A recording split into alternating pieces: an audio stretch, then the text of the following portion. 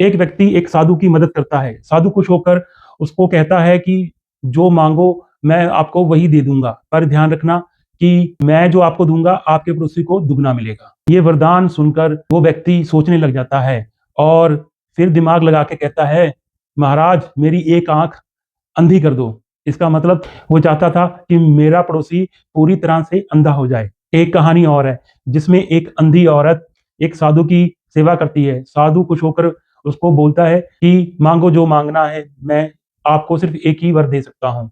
तो वो अंधी औरत कहती है कि मुझे मेरी आंखों से मेरे घर में मेरा पोता सोने के कंगन के साथ खेलता दिखे। इसका ये मतलब था कि उसने अपनी आंखें भी मांग ली, अपना पुत्र भी मांग लिया, अपना पोता भी मांग लिया और घर मांग लिया और धन दौलत मांग ली। ऐसा ही आजकल हम कर रहे हैं कि हमें मांगना नहीं आता। जैसे अभी इलेक्शन होने वाले हैं म्युनिसिपल कमेटी के पंजाब में, इसमें हम क्या मांगेंगे? नालियां पक्की कर दो, रास्ते सही कर दो, पर जो असली मांग है हम वो नहीं मांग रहे। असली मांगे क्या है? पहले तो ये होना चाहिए, हमें ये मांगना चाहिए कि जो आपके कैंडिडेट हैं, जिसको आपने टिकट देनी है, वो आप जनता से पूछकर दो। जैसे अमेरिका में होता है, आप वोटिंग के साथ डिसाइड करो कि आपकी पार्टी की टिकट किसको जाएगी, ना कि आप अंदर खाते चापलूसों को दे दो टिकट। जहां आपके गठबंधन में जो पार्टी के अंदर गुट बने हैं उसके अकॉर्डिंग बांटी जाए, जहां फिर किसी भाई भतीजा या रिश्तेदार को, जहां फिर किसी को रिश्वत देके टिकट दे दो। क्योंकि चाहे वो कितना भी अच्छा काम कर ले, लेकिन एक भी बात अपने हाई कमांड की ना माने तो उसको अगली बार टिकट ही नहीं दी जाएगी। फिर वो क्यों अच्छा काम करे आपके लिए? तो हमें ये मांग करनी चाहिए, जो टिकट है वो जनता देगी, जैसे अमेरिका में देती है। अमेरिका में कोई हाई कमांड या कोई बॉस, जैसे आम आदमी का केजरीवाल, बीजेपी का नरेंद्र मोदी, कांग्रेस का राहुल गांधी और अकाली दल का बादल टिकट नहीं देता। टिकट देती है जनता। इसलिए वहां के नेता जनता का काम करते हैं, क्योंकि पता है कि अगर मैंने अच्छी तरह से काम नहीं किया तो अगली बार मुझे जनता टिकट ही नहीं देगी। पर यहाँ तो उलट ही है, क्योंकि यहाँ पर जनता की आपको करने की जरूरत नहीं है।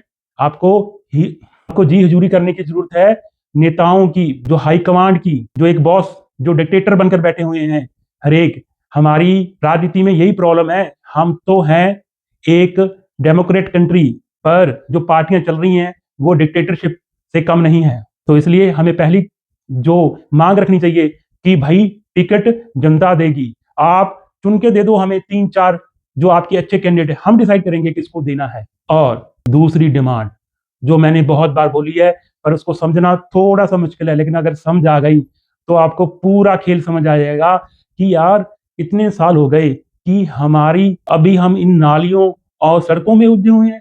इसका मेन कारण यही है कि हमें वोट तो मिल गई, शहीदों ने हमें वोट तो दिला दी, पर आधी वोट दी। अब जब कोई मांगने आए वोट, उनसे बोलना कि पहले मुझे जो अधूरी वोट है उसकी पूरी वोट दो, जो एमएलए एमपी के पास है। जैसे इस बार 4 मेन पार्टियां लड़ने जा रही हैं, तो उनको आपकी पूरी वोट नहीं चाहिए जनता की, क्योंकि पहली आधी है। तो उसके कारण 20-25% वोट लेके भी जीत जाएंगे। क्यों? क्योंकि हमारा सिस्टम अलाउ करता है। इंडिया एक लौती कंट्री है जिसमें 2 वोटिंग सिस्टम है। जो अमीर है, बड़े हैं, जिनके पास पावर है, उनके लिए अलग वोटिंग सिस्टम और हमारे लिए अलग वोटिंग सिस्टम। हमारी आधी अधूरी वोटिंग सिस्टम के कारण उनको पूरी जनता की वोटिंग नहीं चाहिए। इसलिए वो कुछ उनकी पक्की वोट होती है 20%, वो किसी को बगला के, किसी को पैसे देके, नशे देके खरीद लेते हैं। तो वो क्यों काम करें हमारे लिए, जब उनको हमारी 50% वोट ही नहीं चाहिए। पर जब उनकी वोट की सिस्टम की बारी आती है, राष्ट्रपति में जब एमएलए एमपी वोट आते हैं, तो राष्ट्रपति के लिए कम से कम 50% उनको वोट चाहिए। पर नीचे जनता जब वोटिंग करती है तो उनको 50 नहीं, पर भी जीत मिल सकती है, क्योंकि सिस्टम अलाउ करता है। तो इसलिए जब भी कभी कोई आपसे वोट मांगने आए तो उनको हाथ जोड़ के बोलना, भाई साहब पहले पूरी वोट दे दो हमें, फिर हम आपको दे पाएंगे वोट। क्योंकि जब हमारे पास पूरी वोट होगी तो इनको सबका सोचना पड़ेगा। हमें तीसरी डिमांड ये करनी चाहिए कि हम जो इनको बना देते हैं 5 साल के लिए, ये एक बार वोट लेके कई बार तो वापस ही नहीं आते, शक्ल तक नहीं दिखाते, काम करना तो दूर की बात है। इसलिए ये होना चाहिए कि अगर कोई बिल्कुल काम नहीं कर रहा तो उसको नीचे सीट से उतारने के लिए होनी चाहिए।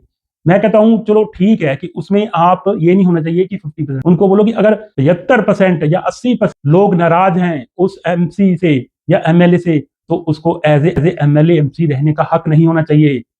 तो मैं कहूंगा कि हमें ये डिमांड करनी चाहिए कि ऐसी लॉ लेकर आए कि हमारा एमएलए या एमसी या एमपी अगर अच्छा काम नहीं कर रहा, तो अगर पूरी 80-90 उसके खिलाफ है, तो उसके अगेंस्ट ऐसी सिस्टम लेकर आए कि उसको अगर जनता विरोध में हो तो उसको 5 साल पूरे करने का कोई हक नहीं होना चाहिए। तो ये 3 डिमांड हमें रखनी चाहिए। अगर ये 3 डिमांड सही तरीके से लागू होंगी, तो हमें जो छोटी-छोटी चीजें कहनी पड़ रही हैं कि ये करना, वो करना, और वो करते भी नहीं है पूरी तरह से, तो इन सिस्टम के कारण वो करेंगे। हमें कोई नई पार्टी की जरूरत नहीं है। हमें अगर चेंज लाना है तो बेसिक बदलना पड़ेगा। आखिर में हमने 2 कहानियां तो सुनी, जिसने पहले ने अपने लिए नहीं दूसरे के लिए एक अभिशाप मांगा, और दूसरी कहानी में जो अंधी औरत थी उसने अपने लिए सारा कुछ मांगा।